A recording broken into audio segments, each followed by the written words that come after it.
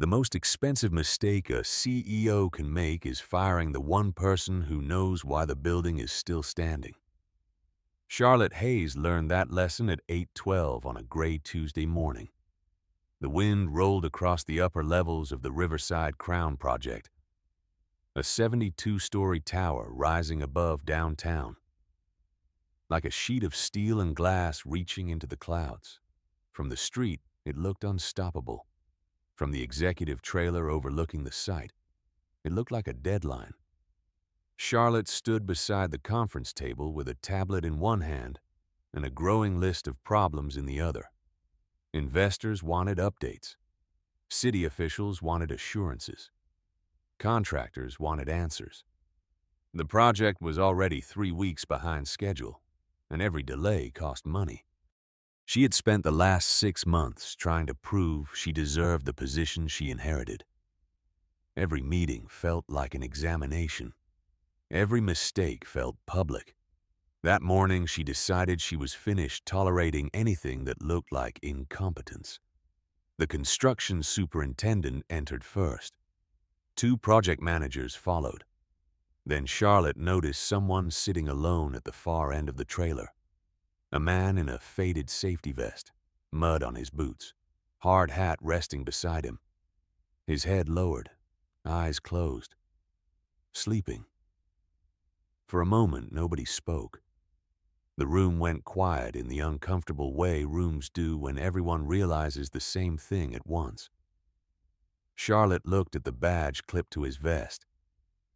Ethan Walker, site engineer, 39 years old, single father, employed for 4 years. She did not know any of that yet. She only saw a man asleep during a critical project meeting. "Wake him up," she said. Ethan opened his eyes slowly, not startled, not confused, just tired.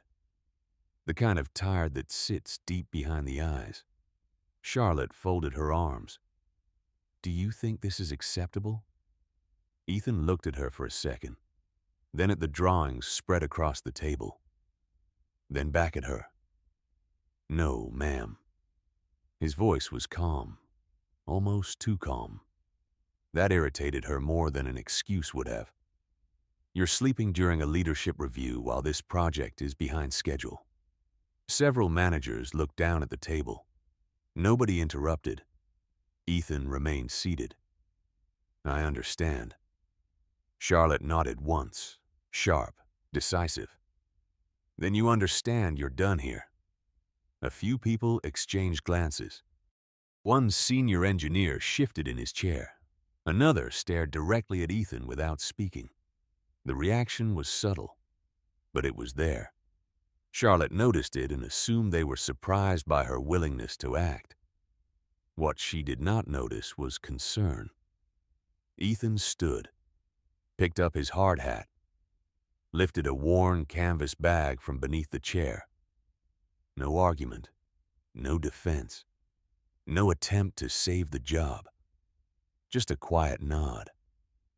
"All right." That answer somehow made the room even quieter. Charlotte expected frustration, maybe embarrassment. Instead, she got acceptance. Ethan walked toward the door.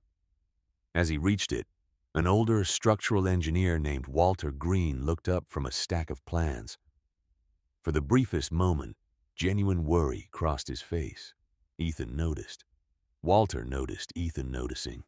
Neither man said a word. Then Ethan stepped outside into the cold morning air and disappeared into the maze of steel, concrete, and cranes. Behind him, the meeting continued. Ahead of him, something far more important had already begun. The meeting lasted another 43 minutes after Ethan left, but his absence lingered in the room longer than any discussion about budgets or schedules. Charlotte moved from chart to chart, deadline to deadline, speaking with the controlled confidence that had helped her survive every boardroom she had entered since becoming chief executive. Yet twice she noticed Walter Green staring at the empty chair Ethan had occupied. By noon, the construction site had returned to its usual rhythm. Cranes rotated above the skyline. Concrete trucks rolled through security gates. Welders worked high above the streets. Everything appeared normal. Then a junior project coordinator named Melissa entered the executive trailer carrying a stack of archived engineering binders. She had been instructed to gather documentation related to a design modification requested by the city. As she sorted through the files, one binder slipped from the stack and hit the floor. Several loose sheets scattered across the table. Nathan Reed glanced down while continuing a phone call. Then he stopped speaking. One of the pages contained an original structural sketch for Riverside Crown dated nearly 8 years earlier. The signature in the lower right corner was small enough that most people would never notice it. Nathan narrowed his eyes. Ethan Walker. He frowned and turned another page. Same signature, a third page. Same signature again. That is strange, he muttered. Melissa looked over. What is? Nathan slid the drawing toward her. Why would a site engineer be signing preliminary structural concepts? Melissa shrugged. Maybe he copied them. Nathan did not answer. Across the trailer, Walter Green had already seen the page. His expression tightened. Charlotte noticed the exchange. Is there a problem? Nathan held up the drawing. Probably nothing. Walter spoke before anyone else could. It is not nothing. The room became quiet. Walter rarely interrupted executive discussions. Charlotte walked over and examined the page. The drawing showed an early version of the tower's central support system. Complex, detailed, signed by Ethan. What exactly am I looking at? She asked. Walter hesitated. For a moment, he seemed to weigh how much he should say. Then he answered carefully. An old design draft. Charlotte handed the page back. Then why does everyone suddenly look nervous? Walter looked toward the window overlooking the tower. Because that draft solved a problem nobody else could solve at the time. Charlotte studied him. You are telling me our site engineer drew this? Walter nodded once. Among other things. Before she could ask another question, his phone rang. He glanced at the screen and immediately answered. The color drained slightly from his face as he listened. Nobody in the room could hear the voice on the other end. They only saw Walter's eyes move toward the tower outside. When the call ended, he placed the phone down very carefully. There is a discrepancy in the upper load calculations, he said quietly, and the only person who fully understands that section of the design is no longer on site. 22 miles away from the construction site, Ethan Walker was sitting at a small kitchen table helping his daughter finish her math homework. The apartment was modest but clean. A lunchbox sat drying beside the sink. A pair of small sneakers rested near the front door. Nothing about the room suggested the man sitting there had anything to do with one of the largest construction projects in the city. Lily pressed her pencil against the worksheet and frowned. I think this answer is wrong.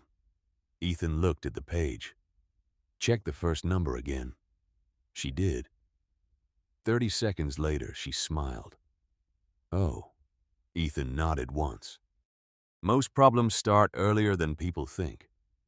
Lily grinned as if he had revealed a great secret. On the bookshelf behind them sat several framed photographs. Most showed buildings, not people. Towers, bridges, observation decks, structures reaching into the sky. Visitors usually assumed Ethan liked architecture. None of them knew the real reason those photographs were there. Across the city, the atmosphere inside the Riverside Crown executive trailer had changed completely. What had begun as a routine discrepancy review was becoming something else.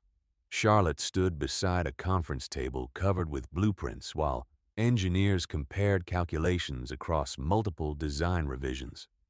The same question kept returning. Why did Ethan's name appear so often? Melissa uncovered another archived folder. Then another. Original load distribution models. Wind resistance studies. Foundation stress simulations. Ethan's signature appeared again and again. Not large. Never prominent. Just a small name in the corner of documents that had shaped the tower from its earliest stages. Nathan Reed looked increasingly uncomfortable. How was a site engineer involved in all of this? Nobody answered immediately. Walter Green finally spoke. Because he was here before most of us. Charlotte looked up. Doing what? Walter studied the drawings spread across the table. Solving problems nobody else could solve. The room fell silent. A younger engineer entered carrying a tablet. You need to see this. He connected the device to the conference screen. A timeline appeared. The original development records stretched back nearly a decade. Revision after revision. Crisis after crisis. Delays. Redesigns. Structural conflicts. Next to many of the solutions was the same name. Ethan Walker. Charlotte stared at the screen. Why was none of this in his personnel file?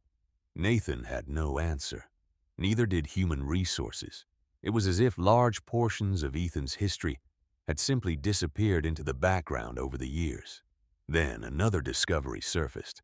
One of the archive models used for Riverside Crown had first been developed for an entirely different project. A famous office tower downtown. The engineering lead listed on that project was Ethan Walker. Another file appeared. Then another. Different buildings. Different years. Same name. Walter looked toward the skyline visible beyond the trailer windows. For the first time all day, genuine concern showed on his face. I do not think anyone here understands who we just let walk away. The following morning began with rain. Low gray clouds hung over the city and turned the glass towers along the river into blurred reflections. At Riverside Crown, the discrepancy that had seemed minor the previous day had grown into something far more uncomfortable. 3 engineering teams were now reviewing the same section of the structure, and none of them could explain why certain stress calculations produced different results, depending on which model they used. Charlotte stood in the operations room watching numbers move across a wall of monitors. She had slept less than 4 hours. Every answer seemed to create 2 new questions. How long until we have a clear assessment? She asked. One consultant adjusted his glasses and looked down at the reports. We are still tracing the original assumptions. Charlotte frowned. The original assumptions were approved years ago. The consultant hesitated. That is part of the problem. Across the room, Walter Green opened another archive box that had been delivered from long-term storage. Dust covered the cardboard edges. Most people would have ignored it. Walter did not. He carefully removed a stack of aging folders and began reviewing documents that had not been touched in years. 20 minutes later, he stopped turning pages. Charlotte noticed immediately. What did you find? Walter handed over a file. The date at the top was nearly 9 years old. The project name was unfamiliar to her, but the building itself was not. Every resident in the city knew it. It was one of the most recognizable towers on the Skyline. Charlotte turned to the signature page. Ethan Walker. She opened another folder. Same name. Another. Same name again. Different projects. Different years. Different companies. Yet somehow the same engineer kept appearing behind critical design solutions. The realization settled slowly. Not dramatic, not loud, just uncomfortable.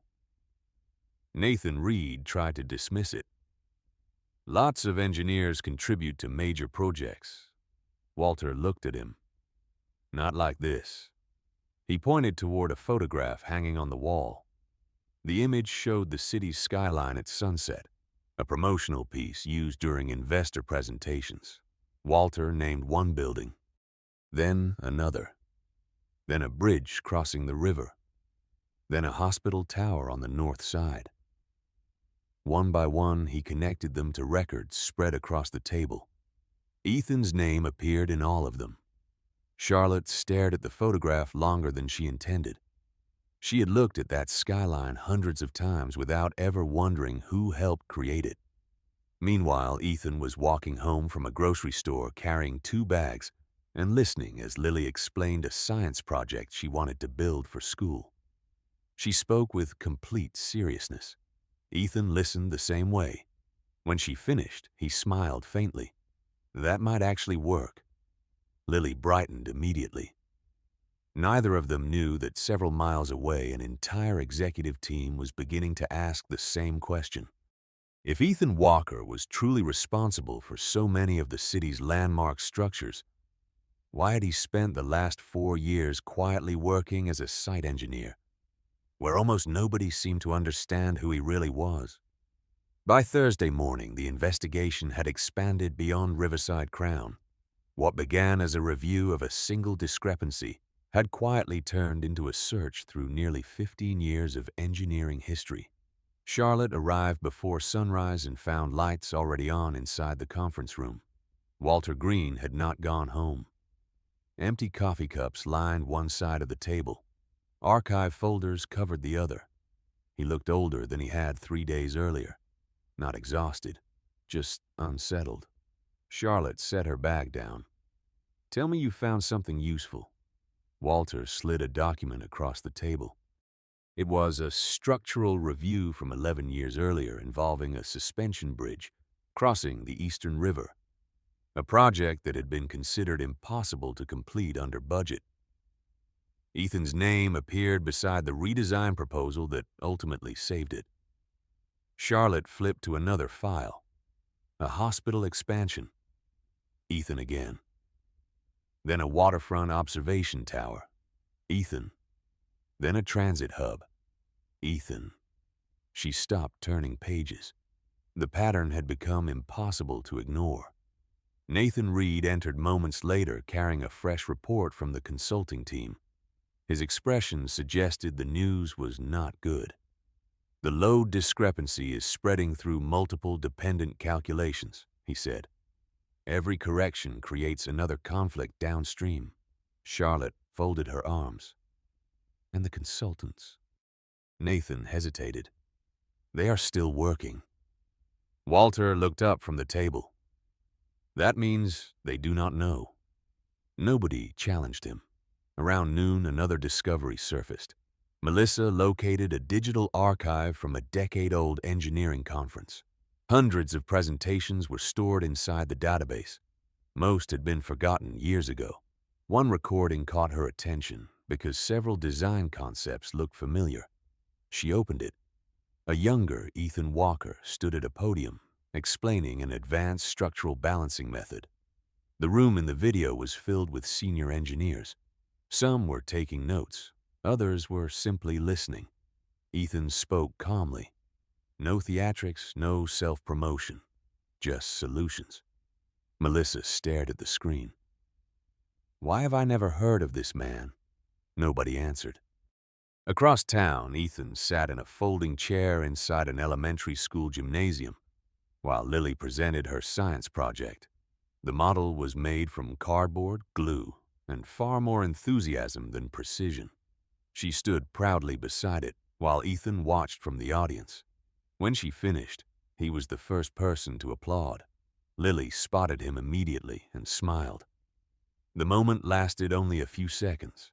Simple, quiet, unremarkable. Yet miles away, executives were uncovering evidence that the same man had influenced some of the most important structures in the city. Late that afternoon, Charlotte walked alone to the observation deck overlooking Riverside Crown.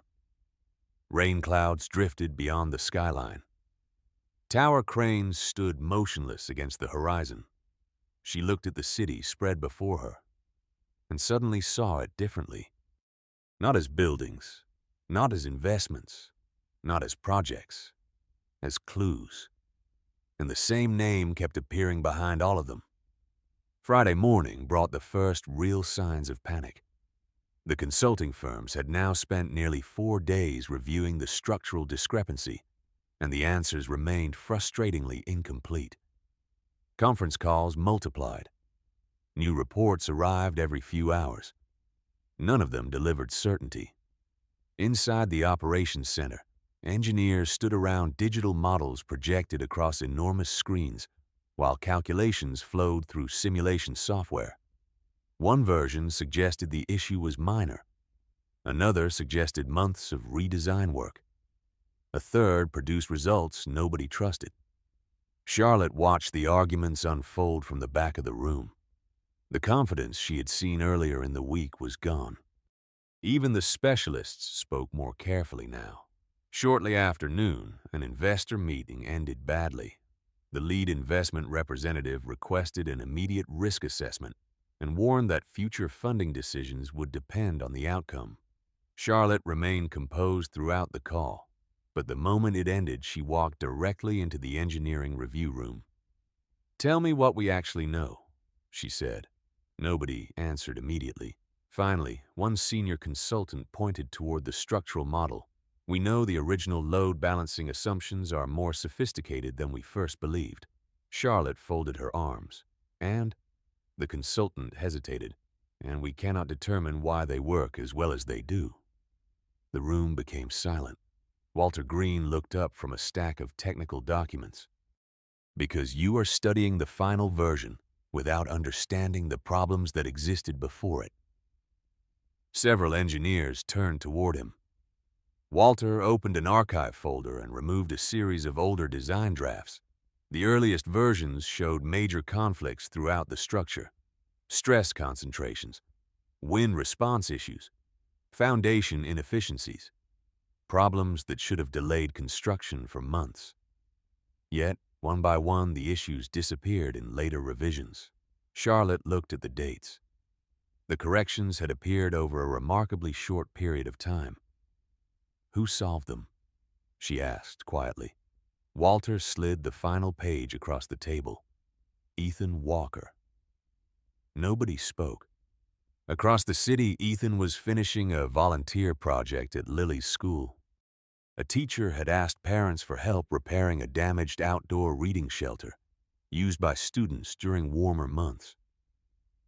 Ethan spent the afternoon replacing warped support panels and reinforcing the roof frame. Nothing complicated, nothing dramatic. Several parents thanked him before leaving. Ethan simply nodded and kept working until the job was finished. Later, as the sun began to set, Lily sat beside him on a bench holding an ice cream cone. "Daddy," she asked, "why do people always ask you to fix things?" Ethan looked toward the playground for a moment before answering. "Maybe because things break." Lily considered that carefully. "And you know how to make them work again?" A faint smile crossed Ethan's face.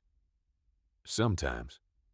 Back at Riverside Crown, another archive search had just revealed something that caused the entire room to stop talking. One building became 3. 3 became 7. 7 became 12. The list continued growing. Tower after tower, bridge after bridge, landmark after landmark. Every discovery pointed in the same direction. The skyline outside their windows suddenly looked less like a collection of projects and more like a trail of fingerprints left behind by a man almost nobody had bothered to understand. The following Monday began with a call that nobody inside the company wanted to receive. A major investment group requested an emergency review of the project's risk profile. The meeting was scheduled for that afternoon. By 8 o'clock, the executive floor felt different. Conversations were shorter. Smiles disappeared faster. The uncertainty surrounding the structural discrepancy had spread beyond engineering and into finance. Charlotte stood at the end of a conference table while department heads reviewed contingency plans. Every option seemed expensive. Every delay seemed dangerous. Nathan Reed projected a series of revised schedules onto the screen. None of them looked good. The shortest added 12 weeks. The longest added nearly 6 months. The room remained silent as the numbers settled in. Finally, Charlotte asked the question everyone had been avoiding. What happens if we cannot verify the original design assumptions? Nobody answered immediately. A senior consultant cleared his throat. Then investors may require a complete independent review. Even Nathan looked uneasy. Everyone understood what that meant. Delays, headlines, questions from the city, questions from the media, questions from people who had invested hundreds of millions of dollars. Across the room, Walter Green slowly closed a folder. Or we find the person who created those assumptions. Several heads turned toward him. Nobody needed clarification. Back at the apartment, Ethan was helping Lily prepare for school. She sat at the kitchen counter eating cereal while Ethan packed her lunch. The morning routine moved with the quiet efficiency they had developed over years together. Lily pointed toward one of the framed photographs on the bookshelf. It showed a tower illuminated against the night sky. "Is that one yours too?" she asked. Ethan paused briefly before placing an apple into her lunchbox. "A lot of people worked on that building." Lily smiled. "That means yes." Ethan shook his head slightly, but could not hide a faint smile. Meanwhile, downtown, another discovery had changed everything. Melissa had located archived correspondence between the company's founder and several engineering partners from years earlier. Most of the messages were routine. One was not. The founder had written a single sentence after a major design crisis threatened to halt construction on a landmark project. "If Ethan says the structure will stand, stop arguing and build it." The room went quiet after reading it. Nobody spoke for several seconds. The founder had been regarded as one of the most respected developers in the region. His judgment was legendary, yet his confidence in Ethan appeared absolute. Charlotte stared at the message longer than anyone else. By late afternoon, she stood alone in front of the window overlooking the skyline. Tower after tower stretched across the horizon. Buildings she had admired for years. Buildings investors celebrated. Buildings featured on postcards and magazine covers. And now she knew something nobody had told her before. The same quiet engineer she had dismissed without hesitation seemed to be connected to nearly all of them. For the first time since this began, Charlotte was no longer asking what Ethan Walker had done. She was asking how many people had built their success on work he never took credit for. The next morning, Charlotte made a decision she should have made days earlier. She stopped asking for reports and started asking for history. By 9 o'clock, she was sitting inside a records room beneath the company's headquarters with boxes stacked around her chair. Many of the documents had not been opened in years. Some dated back to projects completed before she had even entered college. One file after another revealed the same pattern. Whenever a major project encountered a problem that threatened schedules, budgets, or structural performance, Ethan's name appeared shortly afterward. Not as the project lead, not as the public face, usually not even in the executive summaries. He existed in the margins, handwritten notes, revision comments, emergency recommendations, quiet solutions that allowed everyone else to keep moving. Around noon, Walter arrived carrying another archive folder. He placed it carefully on the table. "You should read this one." Charlotte opened it. Inside was correspondence from nearly 7 years earlier involving a waterfront tower that had become one of the city's most recognizable landmarks. Construction had stalled after months of engineering disagreements. Consultants from 3 firms had failed to reach a consensus. Investors were threatening to walk away. Then she found a final report. The project resumed less than 48 hours later. One recommendation had resolved the entire conflict. The signature at the bottom belonged to Ethan. Charlotte leaned back slowly. Why was he never promoted? Walter looked toward the ceiling for a moment before answering. Because he never cared about titles. Charlotte frowned. Nobody turns down advancement for years? Walter gave a small shrug. Most people do not. Ethan did. The answer stayed with her long after Walter left. Across town, Ethan was sitting in the front row of a school auditorium. Lily's class was performing a short presentation for parents. The children stood beneath handmade decorations, while families filled folding chairs across the room. When Lily spotted Ethan in the audience, she smiled immediately. The confidence in her face seemed effortless. She knew he would be there. Ethan smiled back. For a few minutes, the largest construction project in the city did not exist. Neither did investors, deadlines, executives, or engineering crises. There was only a father watching his daughter. Meanwhile, the situation downtown continued deteriorating. A new simulation produced another inconsistency. Consultants disagreed over the interpretation. Meetings stretched later into the evening. Confidence continued to erode. Shortly before sunset, Charlotte stood alone beside the conference room window. The skyline glowed orange beneath the setting sun. She recognized nearly every structure now. The riverfront tower, the hospital complex, the suspension bridge, the observation deck, the transit hub.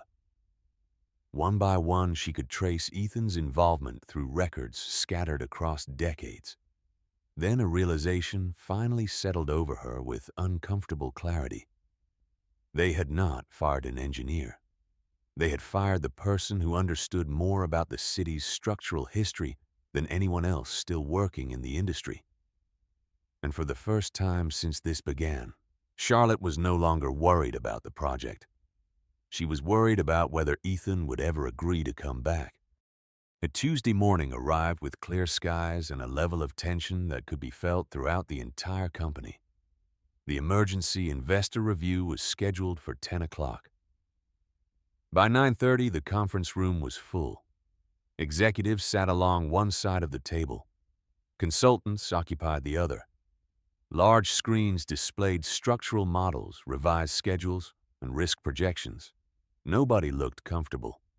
Charlotte stood near the front of the room listening as another consultant explained why the discrepancy still could not be resolved with confidence. The explanation lasted 12 minutes and answered almost nothing. When it ended, silence settled over the room. Then the conference room door opened. Several people turned immediately. Ethan Walker stepped inside carrying a worn canvas bag. He wore the same calm expression he had worn the day he left. No anger, no performance, no sign that he understood the effect his arrival had on the room. Behind him stood Walter Green. Charlotte felt every eye shift between them. Ethan took a seat near the end of the table and quietly set his bag beside his chair. Nobody spoke for a moment. Finally, Charlotte broke the silence. "Thank you for coming." Ethan nodded once. "Walter said you had a problem." The simplicity of the answer somehow made the room even quieter. One of the consultants opened a series of structural models and began explaining the discrepancy. Ethan listened without interrupting. 10 minutes passed, then 15. Occasionally, he asked a short question. A date, a revision number, a specific calculation. Nothing more. When the presentation ended, Ethan stood and walked toward the screen. He studied the model for several seconds. Then he pointed to a single connection point buried deep within the structural system. There. Several engineers leaned forward. Ethan looked at the original design archive displayed beside the current model. The simulation is using Revision 7 assumptions with Revision 9 balancing values. They were never meant to exist together. The room froze. Ethan requested 2 additional files. Melissa pulled them from the archive. 30 seconds later, the discrepancy appeared on screen exactly where Ethan predicted. Another engineer checked the numbers, then another. The conflict vanished. Months of uncertainty disappeared in less than 5 minutes. Nobody spoke. They simply stared at the screen. Nathan Reed slowly lowered the report he had been holding. One consultant leaned back in his chair and removed his glasses. Charlotte watched the room absorb what had just happened. Ethan returned to his seat as though nothing remarkable had occurred. Outside the conference room windows, the skyline stretched across the horizon beneath the morning sun. Tower after tower stood against the blue sky. For the first time, Charlotte understood what Walter had been trying to tell her. Some people build careers. Others build cities.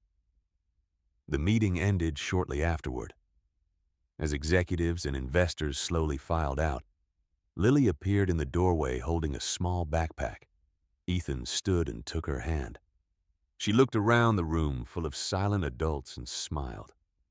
"Daddy," she asked, "can we get ice cream now?" Ethan smiled faintly. "Yes, I think we can."